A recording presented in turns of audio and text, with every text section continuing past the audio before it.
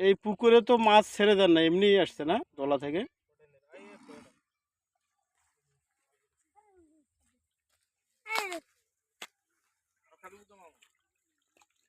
ওইখানে কি আছে? ওই কুড়ি কুড়ি নেওয়া লাগছে না? কি কি মাছ পাচ্ছেন? সব মাছই দেশি মাছ? কি কি মাছ বাউ? কি কি মাছ এখানে? সবগুলাই ষাটি, পয়া, শিঙ্গি, তারপর হচ্ছে পুঁটি মাছ।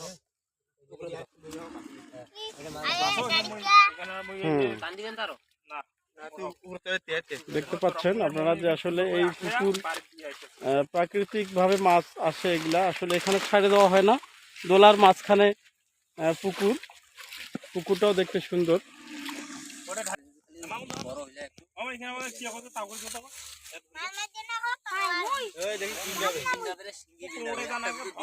শিঙ্গি বিন্ধাবে, কামড় দিবে। একটা দু কাটা ঢুকে না হাতে,